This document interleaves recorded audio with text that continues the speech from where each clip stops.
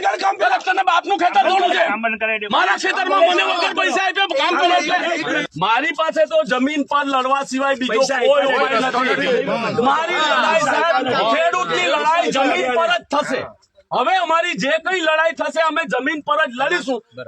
કાયદાનું કામ કરવું હોય જે કરે. તમારે અમને જો ડિટેન કરવા ડિટેન કરો, જે કોઈ કલમ લાગતી હોય તે કલમ લગાડો, પણ આ કામ બંધ કરાવો.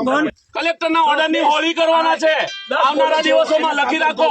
અને તમારા પાવર ગ્રીડ ને લખી રાખો વડોદરાની અંદર આવતા મહિના 1.5 મહિનામાં 1 લાખ માણસ ભેગા કરીએ છીએ અને એવી રીતે બંધ કરી દેવું ને. ગમે એવી આખી દુનિયાની પોલીસ પોસ્ટ લાવો ને તમને બહાર નહીં નીકળવા દઈએ.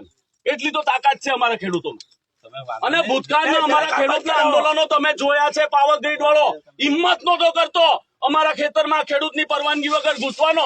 હું સમજો છો તમે? ડંકાની ચોટ ઉપર આવીશું અમે અહીંયા.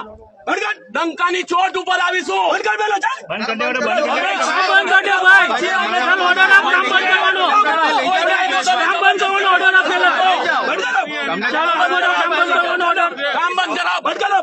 ખેડૂત તો અહીંયા હાજર જ નથી.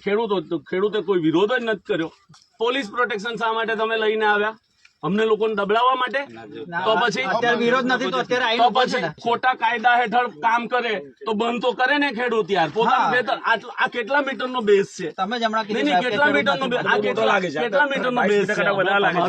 આ 22 મીટર કરતા વધારે છે યાર. ખેડૂતોને ટેકન ફોર ગ્રાન્ટેડ નહીં લો તમે. ખેડૂતોને ટેકન ફોર ગ્રાન્ટેડ નહીં લો.